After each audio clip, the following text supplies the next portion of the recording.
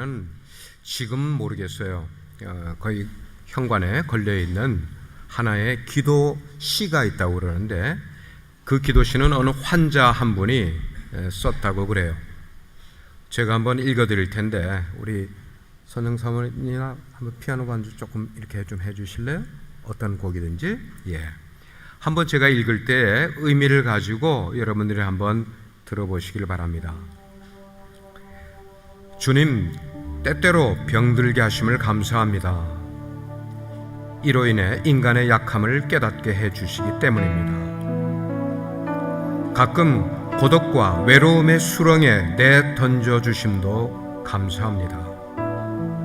그것은 주님과 가까워지는 기회가 되기 때문입니다. 일이 내 계획대로 안 되게 틀어주심도 감사합니다. 그래서 저의 교만이 깨지기 때문입니다. 아들, 딸이 걱정거리가 되게 하시고 부모와 친구가 짐으로 느껴질 때가 있게 하심도 감사합니다. 그로 인해 인간된 보람을 깨닫게 되기 때문입니다. 제가 먹고 사는데 힘겹게 하심도 감사합니다. 눈물 젖은 빵을 먹는 심정을 이해할 수 있기 때문입니다. 불의와 허위가 득세하는 시대에 태어나게 한 것도 감사합니다. 이로 인해 하나님의 의가 분명히 드러나기 때문입니다. 땀과 고생의 잔을 맛보게 하심도 감사합니다. 그래서 주님의 사랑을 진실로 깨닫기 때문입니다. 주님, 이 모든 일로 감사할 마음을 주심을 감사합니다. 이 모든 일로 하나님과 가까워지는 계기가 되기 때문입니다. 여러분, 이 기도시를 들으시면서 느낌이 어떠셨어요? 마음이 어떠셨어요? 과연 우리도 이런 기도를 할 수 있을까? 아니, 과연 나도 이런 기도를 할 수 있을까? 어떤 기도예요? 내 기도가 응답되지 않을 때에도 감사하고 어쩌면 내 삶이 원하는 기도와는 정반대로 굴러가는 그런 어려운 지경에 이르러도 감사를 해야 하고, 어쩌면 내 삶에 이해할 수 없고 받아들이기 힘든 그런 질고가, 질병이 내 삶에 찾아온다든지 고난이 찾아온다든지 말할 수 없는 고독의 순간이 온다든지 내 하는 일이 실패에 이르게 되는 바로 이런, 그래서 어쩌면 내 인생의 터널의 끝이 보이지 않은 것 같은 바로 그럴 때라 할지라도 그래도 우리는 이렇게 감사하며 기도할 수 있을까? 그럴 수 있을까 하는 거예요. 그런데 조금 전에 우리가 읽은 성경을 보니까 이렇게 말씀을 하고 있어요. 감사로 제사를 드리는 자가 나를 영화롭게 한다.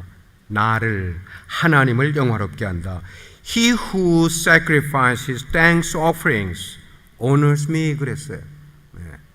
감사로 예배를 드리는 자가 하나님을 영화롭게 한다, 그렇게 말하고 있어요. 이게 바로 그리스도인의 마음, 이게 바로 신앙인의 마음이고 자세라고 성경이 우리에게 말씀을 하고 있는 거예요.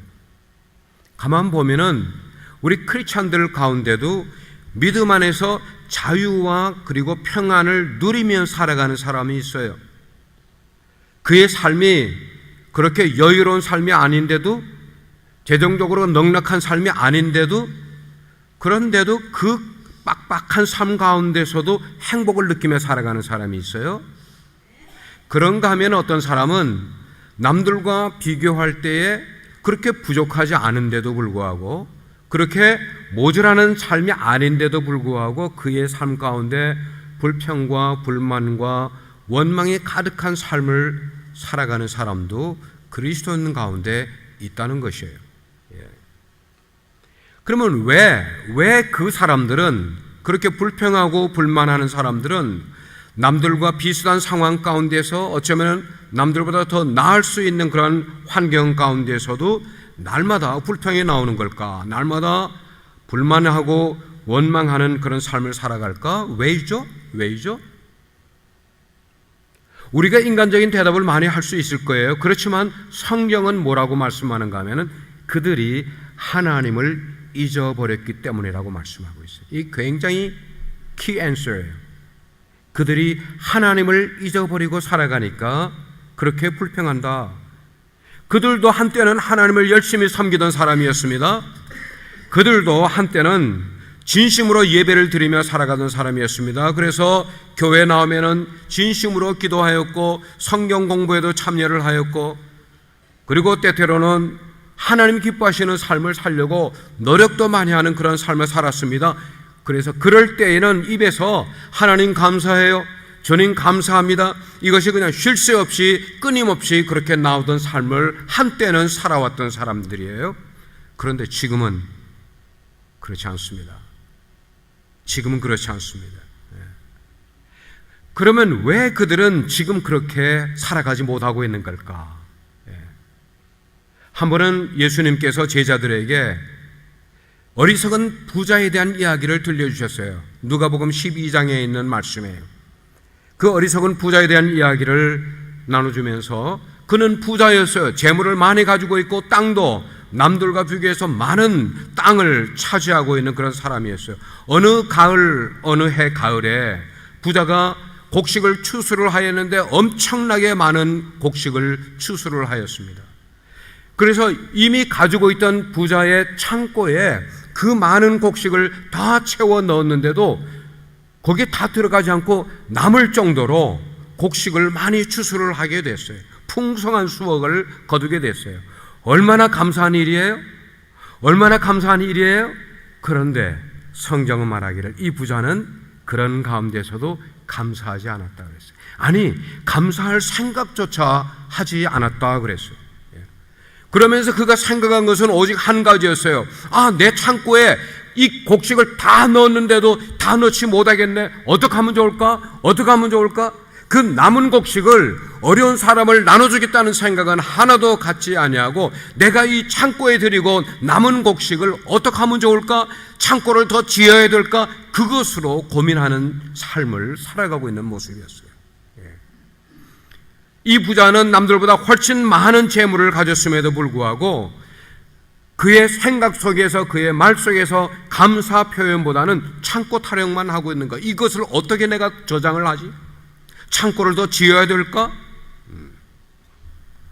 그동안 하나님께서 그에게 축복하셔서 많은 재물을 갖게 하셨는데도 불구하고 그것에 대해서는 감사하지 아니하고, 그러니까 감사하지 않는 사람은 어려운 사람이 눈에 보이겠어요? 안 보입니다. 내 인생에서 감사를 상활하지 않은 사람은 남에게 베풀지를 못해요. 어려운 사람이 있어도 그에게 나눠줄 생각을 갖지 못한다는 말씀이에요. 그렇게 살아가고 있었어요. 그러니까 이 사람은 구제도 하지 못했죠. 성경은 이 사람을 어리석은 부자라 그랬어요. 어리석은 부자라.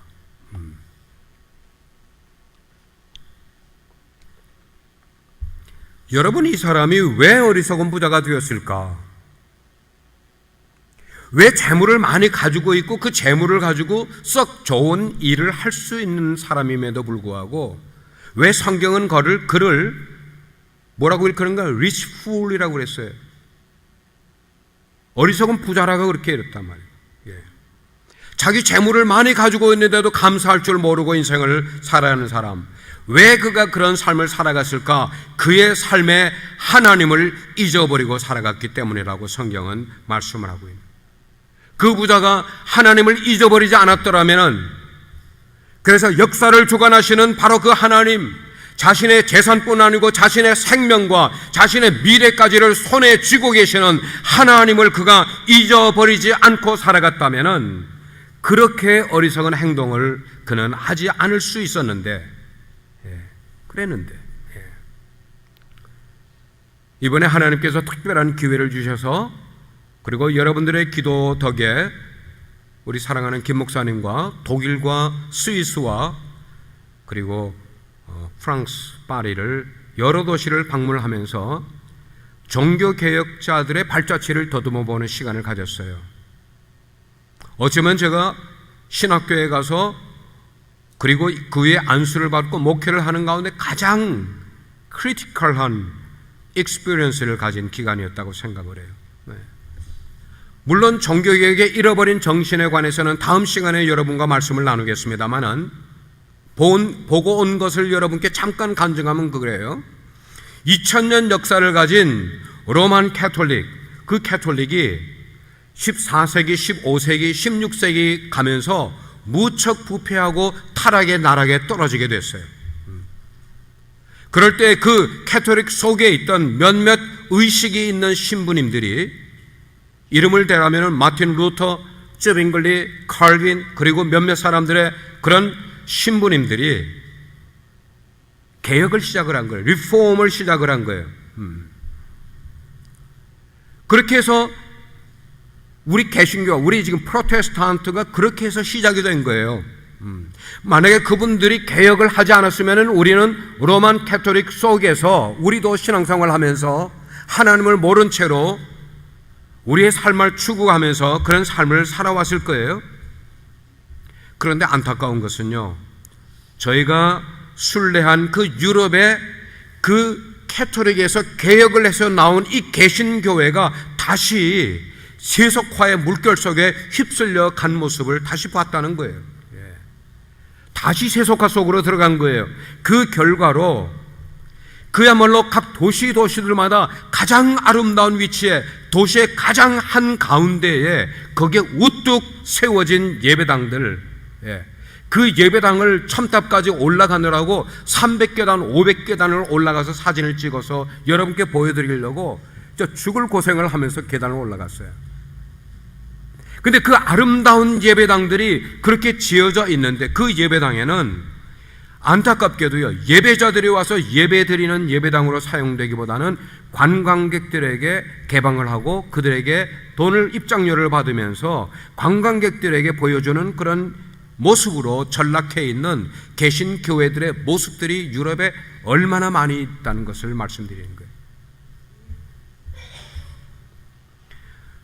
여러분, 개혁을 성공시켰어요. 이것은 역사의 수레바퀴를 옮겨놓은 것과 마찬가지인 엄청난 일을 한 것이었어요. 그런 일을, 그런 역사를 바꾸었던 이 교회가 왜 다시 그런 모습이 되었을까? 왜 그런 모습이 되었을까? 왜 유럽의 교회들이 그런 모습이 되고 왜 세계의 교회들이 어마어마한 예배당을 지어놓고 텅 빈 예배당으로 만들어가게 될까? 이유는 뭐냐? 교회가 하나님을 잊어버리기 때문에. 교회라고 말하는 것은 성도들을 말하는 거예요. 성도들이 하나님을 잊어버리기 때문인 거예요. 그들이 주일날 교회 나오지 않는 것 아니에요. 예배에 참석하지 않는 것 아니에요. 예배에 나오고 예배에 참석을 하는데 몸은 나와 있는데 그들의 마음은 하나님을 기억하지 않고 예배하고 있는 사람들이 얼마나 많이 있기 때문에 그런 교회는 시간이 지나면 저절로 쾌락해 갈 수밖에 없다는 거예요.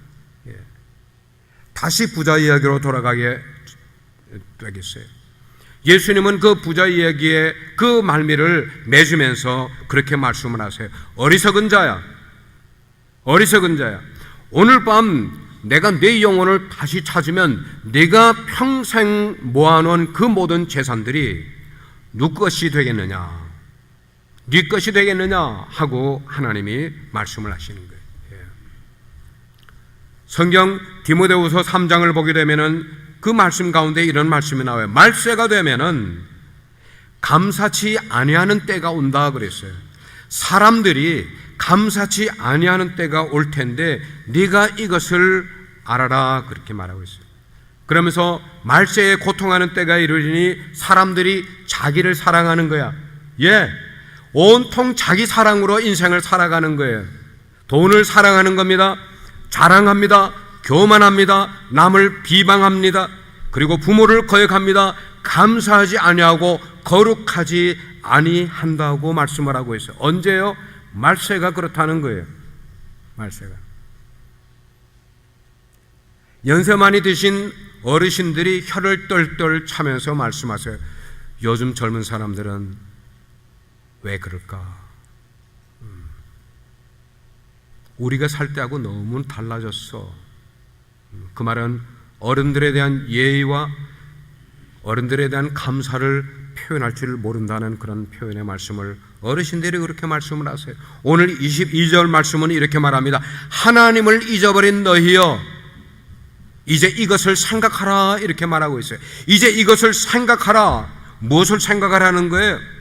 만약에 너희가 하나님을 잊어버린 채로 계속 그런 모습으로 살아가게 되면은 하나님이 그 다음 구절에 나온 구절이 뭔가 하면 내가 너희를 찢으리니 I will tear you to pieces 그랬어요. 그건 뭔가 하면 내가 너희들을 조각조각 다 찢어내리라. 그리고 너희들을 건질 자가 아무도 없으리라. 어떻게 들으면 굉장히 무시무시한 이야기인데 이거는 장 목사의 이야기가 아니고요, 성경이 그렇게 지금 말씀하고 있는 거예요. 그리고 나서 주신 말씀이 23절인데 이게 오늘 키버스예요. 23절 다시 한번 큰 소리로 같이 한번 읽어보겠습니다. Let's read together. 시작. 감사로 제사를 드리는 자가 나를 영화롭게 하나니 그의 행위를 옳게 하는 자에게 내가 하나님의 구원을 보이리라. 아멘. 지금 이 시편을 1절부터 23절까지 쓴 사람은 아삽이라는 사람이 있었어요. 아삽이 누구예요? 그는 레위 출신 사람이에요. 다윗 왕 시대에 말하자면 찬양대의 대장 노릇을 하던 사람이었어요. 찬양대의 대장은 아무나 세우는 것 아니에요. 그의 가문에서 신앙의 결격 사유가 없는 사람을 찬양대 대장으로 세우는 거예요. 그런데 이 아삽의 그 배경을 쭉 찾아가 보게 되면은 그는 찬양 대장의 자격이 없는 사람이에요. 왜냐하면 그는 고라의 후손이기 때문이라는 말이에요. 여러분 성경을 아시는 분들은 아실 거예요. 고라가 어떤 사람이에요? 하나님의 백성인 이스라엘 백성을 출애굽해서 광야로 나와서 광야를 가게 될 때에 하나님이 세우신 지도자인 모세에게 반역을 한 사람이에요. 반기를 들었어요.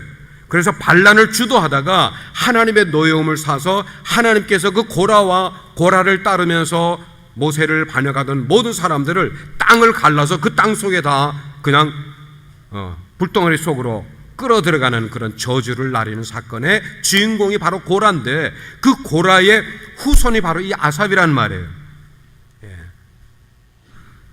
정식으로는 세울 수 없는 사람 아닙니까? 그런데 하나님께서 긍휼과 은총을 베풀어 주셔서 이 아삽을 찬양대 대장으로 세우신 거예요. 찬양대 대장으로. 하나님을 찬양하는 그 귀한 일을, 그러면 분명히 하나님께서 그렇게 하신 일에는 이유가 있다. 하나님께서는 이 아삽을 통하여 시를 쓰게 만들고 시를 쓰면서 우리에게 말씀하고자 하는 내용이 있는 거예요. 하나님이 아삽을 통하여 우리에게 뭘 말씀하고 계시는가? 그것은 예배에 있어서 가장 중요한 핵심이 뭔가?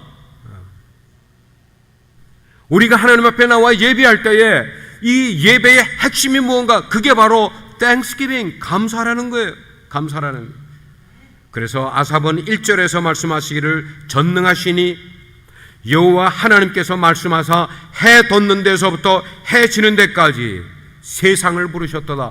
여러분, 해 돋는 곳, 해 지는 곳 어디에요? 온 세상 아닙니까? 그 온 세상에서 세상을 부르셨도다. 여기 왜 불렀는가? 왜 사람들을 세상 속에서 불렀는가? 하나님을 예배하게 하기 위해서요? 하나님을 찬양하게 하기 위해서요? 하나님께 감사를 드리게 하기 위해서 사람들을 부르라고. 그래서 아삽, 너는 사람들을 부르라. 모아놓고 그들에게 바른 예배가 무엇인지, 바른 감사가 무엇인지를 가르쳐야 한다고 하나님이 아삽에게 말씀하신 거예요.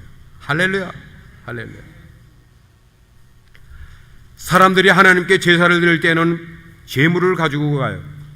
여기 지금 어린아이들이 손때가 묻은 이런 과일들을 가지고 온 거 얼마나 하나님이 기뻐 받으시는지 모르겠어요. 그거 다 하고 나서 하나님이 잡수는 거 아니잖아요. 우리가 먹잖아요. 그리고 가난한 사람에게 나눠주잖아요. 옛날에 제사를 드리는 사람들은 수소를 가지고 가서 제사를 드리고 수염소를 가지고 가서 제사를 드리곤 했었어요. 그런데 그런 제물이 있음에도 불구하고 하나님이 원하시는 것은 너희들이 소를 가지고 왔으니까, 염소를 가지고 왔으니까 됐다. 너는 양을 가지고 왔으니까 오케이. 하나님이 지금 이 말씀을 하고 계시는 거 아니에요. 그런 재물을 가지고 왔는데도 불구하고 하나님은 그들에게 요구하시는 게 있었어요. 정말 요구하시는 게 있었어요. 그것은 뭐냐? 제사 드리는 사람이 하나님께 감사하는 마음이 그 감사가 그 재물 속에 묻어 있느냐 하는 것을 하나님이 요구하고 계시는 거예요. 다시 말하면은 우리가 하나님 앞에 지금 나와 예배하기일 때에 우리의 몸은 나와 있는데도 불구하고 너희의 마음은 어디 있느냐 하는 거예요. 예. 우리가 이렇게 팬시하게 옷을 입고 잘 차려입고 나와 하나님께 예배하는데 진짜 너희의 마음은 어디 가 있느냐 하는 거예요. 너희는 나에게 지금 무엇을 감사하며 예배를 하고 있느냐, 지금 그 말이에요. 만약에 너희가 몸은 나와 있을지라도, 그 말은 재물은 나와 있을지라도 너희 가운데 감사의 마음이 없으면은, 그것이 부족하면은 내가 너희들의 제사를 받지 않을 것이다 말씀을 하는 거예요. 아, 그렇구나. 그래서 14절 15절 말씀해 보니까 그랬어요. 감사로 하나님께 제사를 드리며 지존하신 이에게 내 서원을 갚으며, 그리고 환난 날이 될 때에 내 인생에서 곤고한 때가 이르거든, 내 인생의 질병에 처해서 힘들게 되거든, 내 인생에서 실패해서 좌절해서 낙심이 되거든, 그때에 나를 부르라. 내가 너를 건져주리니 내가 나를 영화롭게 하리라. 할렐루야. 이거예요. 이게 하나님이 원하시는 게 이거예요. 지금 하나님께서 아삽을 통하여 말씀하시는 예배의 기초는 재물이 아니었어요. 헌금이 아니었어요. 하나님이 원하시는 것은 그것들이 기초가 아니라 너희들이 예배하러 나올 때 진심으로 감사하는 마음을 가지고 나왔느냐, 그 마음이 기초가 되어야 된다고 말씀을 하고 있는 거예요. 아멘입니까? 예. 그러면 우리 스스로에게 지금 질문해 봐야 돼요. 우리 자신들의 마음을 지금 들여다보자는 말이에요. 장 목사는 저의 마음을 들여다보고, 집사님들, 우리 성도님들은 여러분의 마음을 각자 지금 앉아있는 여러분의 마음을 들여다보자는 말이에요. 1년 동안, 2017년 한 해 동안 하나님께서 나에게 눈에 보이는 것으로 보이지 않는 것으로 우리 가정을 통하여, 사업을 통하여 어떤 면으로든지 복을 허락하신 것에 대한 하나님께 대한 감사의 마음이 총 집중해서 이 추수감사절이라는 한 주일 예배에 하나님 앞에 그런 감사를 드릴 준비가 되어 있느냐 하는 거예요. 여러분 이 시간 하나님께 감사의 예배 드릴 준비가 되어 계십니까? 되어 계시면 큰 소리로 한번 아멘 해주시기 바랍니다. 그래요. 예. 여러분, 우리는 앞으로 시간이 좀 걸릴지 모르겠지만 우리 빗소 공동체의 기초를 새롭게 쌓는 일에 저와 여러분이 열정을 좀 투자해야 하겠다고 생각을 합니다. 다시 말하면 우리가 드리는 예배의 기초를 눈에 보이는 형식의 예배로 드리는 것 아니라 우리의 마음으로부터 시작하는, 우리의 예배를 우리의 마음으로부터 시작하는 훈련을 새롭게 좀 가져봐야 되겠다는 거예요. 그래서 하나님께 예배하고 돌아가면은, 여기 예배당을 나가면은 여기서 예배가 끝나는 것 아니라, 예배는 그게 아니라 내 삶 가운데서도 7 days a week, wherever I go, whatever I do, 그런 삶 속에서 하나님을 감사하는, 하나님을 예배하는 그런 사람. 그래서 우리의 입만 벌리면은 하나님 감사합니다, 하나님 감사합니다. 그냥 입술에 바른 감사가 아니라 마음에서 우러나는 감사를 하나님께 이렇게 저렇게 드릴 수 있는 그런, 이런 예배자가 복된 삶을 살아가는 줄 믿으시기 바랍니다. 오늘의 말씀을 종합해 보겠어요. 성경에는 두 종류의 사람이 나오고 있어요. 한 사람은 하나님을 잊어버린 채 살아가는 사람이에요. 그러나 또 한 사람은 하나님을 기억하는 사람이 있다고 22절과 23절이 우리에게 말씀을 해주고 있어요. 하나님을 그렇게 기억하는 사람은 하나님께 감사로 제사, 감사로 예배를 드리는 사람이에요. 하나님께서는 하나님을 기억하는 사람에게는 하나님의 구원을 보여주시겠다고 말씀하고 있어요. 할렐루야. 그러나 하나님을 잊어버린 사람에게는 하나님의 저주가 임할 것이라고 말씀을 하는 거예요. 얼마나 무서운 거예요. 하나님을 기억하는 것과 하나님이 잊어버린 삶을 살아가는 것, 이렇게 상반된 모습이에요. 자, 그런데 문제는 뭐냐면 우리가 하나님을 잊지 않고 감사하며 살려고 하는데 그게 잘 안 된단 말이에요. 그게 잘 안 된다는 말이에요. 왜 이게 잘 안 될까? 왜 이게 내 마음은 감사하는 마음을 살고 싶고 내 마음은 늘 감사의 예배를 드리고 싶은데 이게 잘 안 돼. 그 원인을 알아야 돼요. 그 원인을 우리는 해결받아야 돼요. 왜 그럴까? 왜 우리가 마음은 있는데 감사로 예배하는 삶을 살지 못할까? 그것을 방해하는 게 뭘까? 성경은 그 방해하는 것이 우리 속에 있는 죄와 욕심이라고 말씀을 하고 있어요. 한번 따라 하시길 바랍니다. 내 속에 있는 죄와 욕심 때문이다. 우리 속에 있는 이 죄와 욕심이 우리를 하나님과 단절시키는 거예요. 세퍼레 시켜버리는 거예요. 하나님께 바른 예배를 드리지 못하게 만들어가는 거예요. 우리가 하나님과 바른 관계를 맺지 못하도록 계속해서 우리를 하나님과 떨어뜨려 놓는 것이 우리 속에 있는 죄와 우리 속에 있는 욕심이라는 거예요. 이게 있는데 어떻게 하나님께 나가 온전한 예배가 되겠나고요? 어떻게 감사의 예배를 드릴 수가 있겠어요? 안 되는 거죠. 그러므로 우리가 하나님 앞에 나가서 바르게 예배의 삶을 살기 위해서는 먼저 우리 속에 있는 죄와 욕심의 문제를 어떻게 해야 될까? 해결받아야 그 다음에 하나님 앞에 나가야 우리의 예배를 받으시는 줄 믿습니다. 하나님이 처음에 아담과 하와를 세상에 만드시기 전에는 만드신 직후에는 하나님께 그들이 바로 예배했었어요. 하나님께 바르게 감사하는 삶을 살아갔었어요. 그랬던 그들이 죄를 지음으로 그 죄를 지은 이후에 그들에게 감사가 잊어버렸다고. 감사뿐만 아니고 예배에 무관심한 존재로 전락이 되어버린 거예요. 예배는 내 삶에 크게 중요한 것으로 여기지 않는 삶으로 그렇게 되어버린 거예요. 그래서 하나님께서 그 문제를 해결해 주시기 위해서 예수 그리스도 당신의 아들을 우리에게 보내주셨어요. 할렐루야. 예수님이 이 땅에 오신 것은 바로 우리 속에 있는 죄와 그리고 욕심의 문제를 해결해 주심으로 우리로 하여금 다시 하나님께 감사의 제사를, 감사의 예배를 드릴 수 있는, 우리를 치료해 주시고 우리를 회복해 주시기 위해서 예수님이 다시 세상에 오신 거예요. 그렇습니다. 우리는 예수 그리스도 안에서 하나님께 감사로 예배드리는 자가 되어야 될 줄 믿습니다. 그렇게 감사를 드리게 되면은, 그렇게 하게 될 때 하나님은 우리를 통하여 이 예배를 얼마나 영광을 받으시게 되고, 뿐만 아니고 하나님께서는 우리를 환난 날에, 우리의 삶의 역경의 때에, 우리의 삶의 질고에 빠지게 될, 우리의 삶의 상처가, 우리의 삶의 낙심과 절망이 이르게 될 때 우리를 건져주신다, 구원해 주신다고 약속하셨어요. 이 놀라운 하나님의 은혜가 2017년 감사절을 맞는 우리 모두 성도들에게 함께하기를 주의 이름으로 축원합니다. 기도하시겠습니다.